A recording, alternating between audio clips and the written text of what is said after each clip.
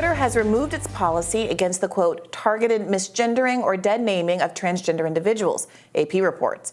Back in 2018, Twitter enacted the policy against dead naming, which is referring to a transgender person by their pre-transition name, as well as, quote, purposefully using the wrong gender for someone as a form of harassment.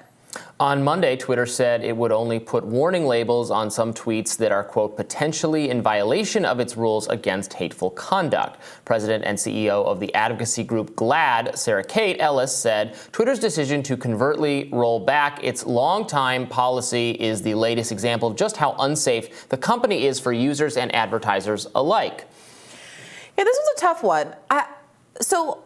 First, it should be noted that, just in the interview he did with Tucker Carlson asked him a question about how he was able to get rid of 80% of the workforce and still have the site function. And Elon specifically said, well, if you're not trying to, run a kind of a nonprofit charity, but also if you're not doing as much content moderation, he referred to it as censorship.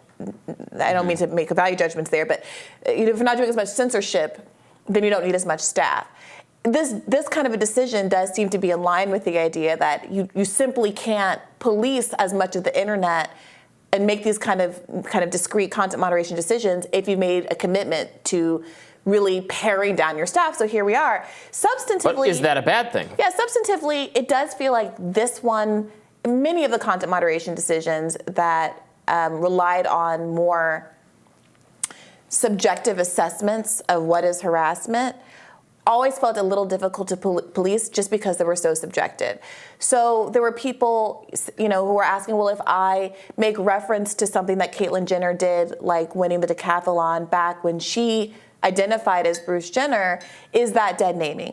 Did the sentence that I just say qualify as dead naming? Right. And I don't know that content moderators really should be in that position, even though I have a personal belief against dead naming or misgendering people. I mean, I just pulled up Wikipedia for Caitlyn Jenner. It lists Caitlyn Jenner's birth name as William Bruce Jenner. This is a famous person who is known to millions of people as Bruce Jenner before they transitioned, and now she's Caitlyn Jenner. And I don't understand, for like historical purposes, for almost journalistic purposes, the kind of dead naming prohibition, especially for people who are already known. Mm-hmm. As the other name seems not well thought out to me, or at least no one's explained why this is such a stark example of harassment that this cannot be tolerated, that this is worse than, I'm sure people make nasty comments to you online all the time. They make nasty comments every day. I'm called a genocide denier, and my face is plastered all over the picture of dead children. There's no specific policy of banning every account that does that to you. Exactly. Now, if somebody spams you with that, maybe they should get banned. And if someone spams Caitlyn Jenner then maybe they should get banned. But having a policy of just mentioning that and banning that person seems much more ideological to me. Yeah, it is interesting. That's a good point. I have been photoshopped onto cotton fields. I have been subjected to all kinds of racist remarks in photoshops. I had someone once taken a real video of me saying something for the Bernie campaign and then putting subtitles on it that made it look like I was saying something else entirely.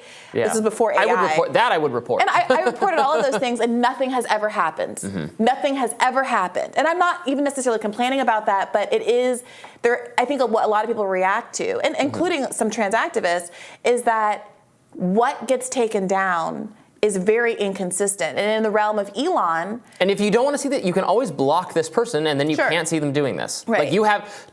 Twitter and other social media sites empower you to make moderation decisions on behalf of what you yourself consume. Right. Rather than having one rule that we must all abide by that obviously can't be enforced with any sort of rigor and fairness. Right. The better thing is to empower individual users to have more tools and choices to see what kind of things they want to see. I think that's right. But the question is, I think, in the realm of Elon, is it the case that he is saying, okay, we're not going to do content moderation on this area, which I think there's a legitimate basis for.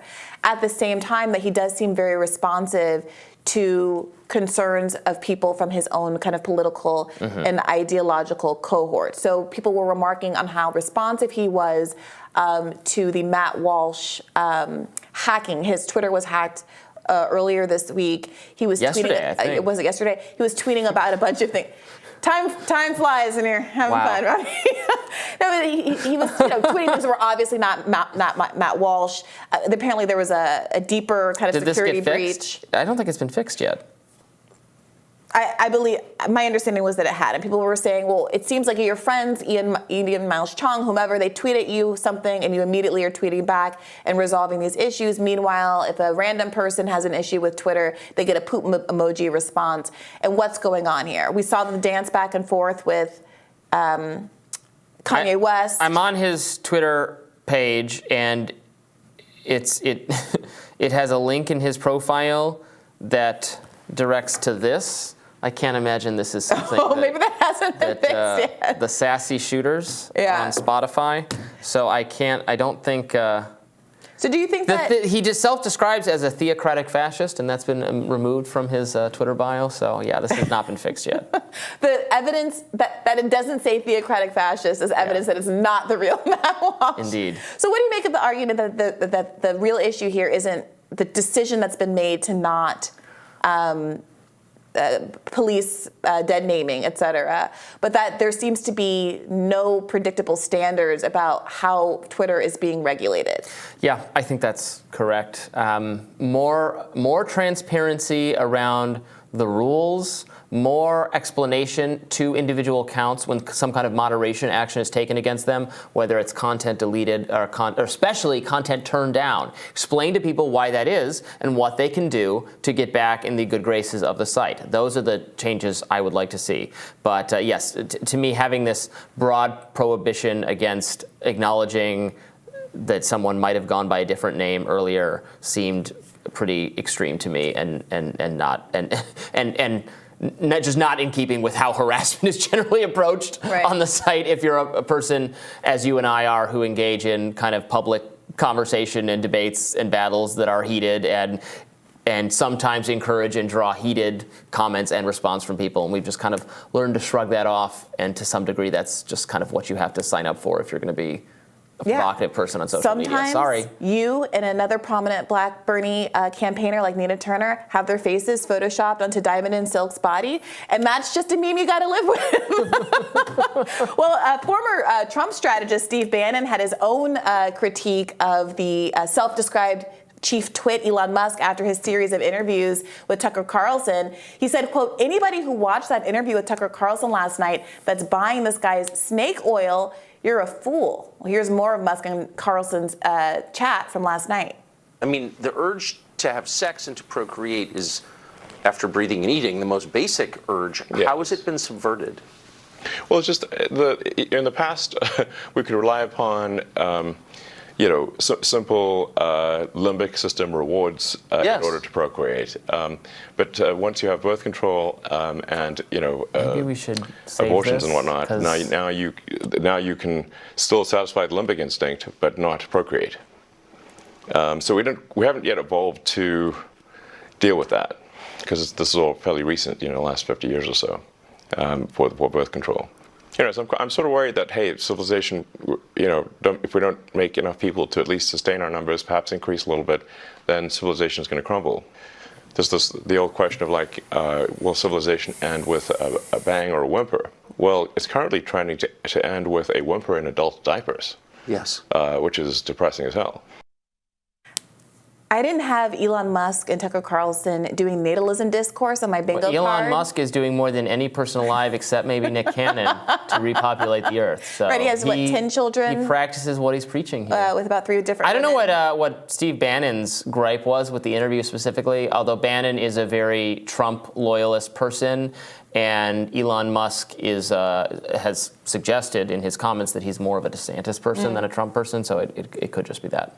Yeah, it is. This is the clip that was going around the internet last night. I don't know how much there is to say about it. I didn't think the clip was that wild. I don't know. People were like... Well, I think it's because there's this bigger kind of natalist movement that has been associated with certain kind of great replacement style ideologies. The idea that white people need to have more babies because they're losing out in the kind of procreative arms race, as it were, and the perception that there's something inherently better superior, valuable about white people means that they need to hurry it up.